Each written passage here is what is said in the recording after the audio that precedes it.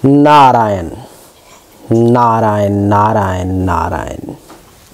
देवी और सज्जनों, आज के इस वीडियो में मैं आपको बताने जा रहा हूँ बुध का जो ये गोचर होने जा रहा है 20 मार्च से 7 फरवरी तक, उसमें तुला राशि वालों के ऊपर में उस बुध के गोचर का क्या प्रभाव पड़ेगा।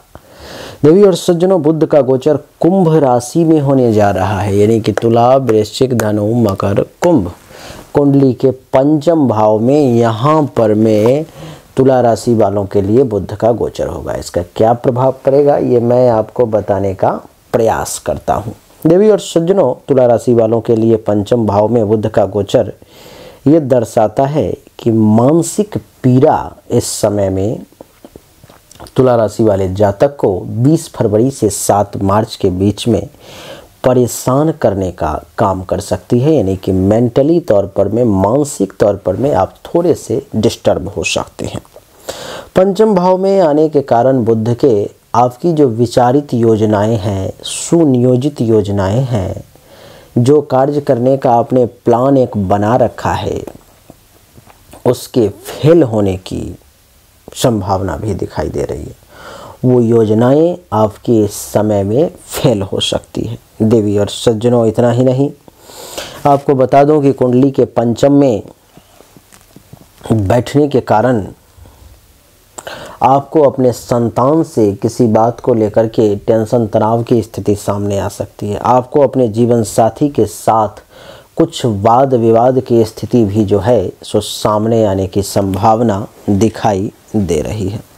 इसलिए आप, क्योंकि ये समझ चुके हैं, जान चुके हैं कि पंचम भाव में बुध के कारण संतान और जीवन साथी से लड़ाई झगड़ा, वाद विवाद के योग हैं, इसलिए आपको इन बातों के लिए विशेष सतर्क रहना चाहिए। ऐसी स्थिति अगर उत्पन्न भी हो तो आपको संभाल लेना चाहिए अगर आप बुद्धिजीवी हैं तो, क्योंकि समस्याओं को आने से पहले जान लेने में कोई बुद्धिमानी नहीं, लेकिन पहले जान लेने के बाद उस समस्याओं से बचने के लिए रास्ता ढूंढ लेना, ये बुद्धिमानी है। तो अगर आप ऐसा करते हैं तो ज़्यादा अच्छा रहेगा। आर्थिक तौर पर में ये बुध पंचम भाव में बैठा हुआ आपको कुछ परेशान करने की भी कोशिश कर सकता है, क्योंकि पांचवें भाव में बुध का बैठना आपके लिए कुछ मामलों में परेशानी का कारण बन सकता है, जैसे कि पैसा, धन दौलत, इस मामले में कुछ समस्याएं आपके सामने में आ सकती हैं। किसी अन्य स्त्री से, किसी अन्य पुरुष से आपका प्रेम वार्ता भी जो है सो हो सकता है किसी दूसरे के साथ, तो उसमें भी संभलने का प्रयास करना है। अगर आप पुरुष हैं तो किसी महिला की तरफ आकर्षण हो सकता है, महिला है तो किसी पुरुष की तरफ हो सकता है। परंतु सबसे दुखद बात कि वो प्रेम वार्ता सफल नहीं रहेगी, वो असफल हो जाएगी। पंचम भाव में बैठने के कारण इस समय में ये बुध निगेटिव परिणाम तो बहुत दिए, लेकिन कुछ पॉजिटिव परिणाम भी देगा, जैसे कि ये आपको प्रसन्न रखने का प्रयास करेगा। बुध की कोशिश ये रहेगी कि किसी भी हालत में आपको प्रसन्न रखे, आपको खुश रखे, आप खुश मिजाज बने रहेंगे। बुद्धि आपकी, जो दिमाग जो है वो बड़ा तेज रहेगा, आप कुशाग्र बुद्धि के बने रहेंगे। गणमान्य लोगों से भी आपके संपर्क बहुत अच्छे रहेंगे, बहुत अच्छे तरीके से जो है सो वो लोग आपको रिगार्ड करेंगे, और आपकी खुद की भी गिनती अब गणमान्य लोगों में होने लगेगी 20 से 7 मार्च के बीच में। सुखी भी बहुत हद तक कहलाएंगे आप, कुछ परेशानी के साथ, और सदाचारी भी बने रहेंगे। आपके आचरण, आपके चरित्र की भी चर्चा खूब होगी, और बहुत अच्छे तरीके से आप उसका पालन भी करेंगे। इस समय वाद प्रिय बने रहेंगे। वाद प्रिय का अर्थ है कि सिंगिंग के प्रति, गायन वादन के प्रति थोड़ा झुकाव हो जाना, वो आपको इस समय में होगा। और आप इस समय में जो है सो एक कवि वर्ग के लोगों के लिए बहुत ही बेहतरीन समय ये साबित हो सकता है, क्योंकि माता सरस्वती की बुद्ध देवता की कृपा आप पर विशेष हो सकती है। आपकी झोली में इस बीच में कोई बेहतरीन कविता हाथ लग सकता है, कुछ बेहतरीन लिख सकते हैं आप।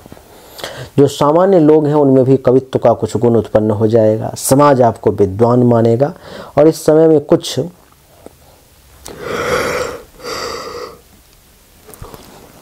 नए काम को करने की इच्छा शक्ति भी आपके अंदर जागृत हो सकती है। और यहाँ से सप्तम दृष्टि कुंडली के एकादश भाव पे है, जो ये दर्शाता है कि आपको इस समय में धनार्जन करने का भी अवसर मिलेगा, पैसा वगैरह कमाने का अच्छा खासा मौका मिलेगा। संतान से सुख थोड़ी सी परेशानी के बाद प्राप्त होगी, यानी कि स्त्री और संतान यानी कि जीवन साथी और संतान के साथ कुछ लड़ाई झगड़ा टेंशन तनाव की स्थिति उत्पन्न होगी, लेकिन इसके बाद फिर उनसे सुख की प्राप्ति का भी योग है। विद्वान तो आप हैं ही, और इस समय में कला को समझने वाले, कला को जानने वाले, कला विशारद के तौर पर में भी आप जाने जाएंगे। तो देवी और सज्जनों, तुला राशि वालों के लिए ये समय कुछ मामलों में बढ़िया तो कुछ मामलों में खराब भी है। हमने बढ़िया और खराब दोनों मामलों की आपको जानकारी दी, दोनों चीज़ों के लिए आपके बारे में बताया कि क्या बढ़िया है और क्या खराब है। उम्मीद करता हूं कि आपको हमारा ये छोटा सा वीडियो 5-7 मिनट का बहुत पसंद आया होगा, अच्छा लगा होगा। मुझसे पर्सनली कांटेक्ट करना चाहते हैं तो ये मेरा व्हाट्सएप नंबर है, इस पर में आप मुझे मैसेज कर सकते हैं। अपनी जन्म तारीख, जन्म समय, जन्म स्थान, दोनों हाथ के हथेली का फोटो। ये जो सर्विस है फ्री नहीं है, इसके जो शुल्क हैं वो आपको जमा करने पड़ेंगे। उसके बाद आपको सही और एक्यूरेट जानकारी प्राप्त होगी। बोलिए राधे राधे।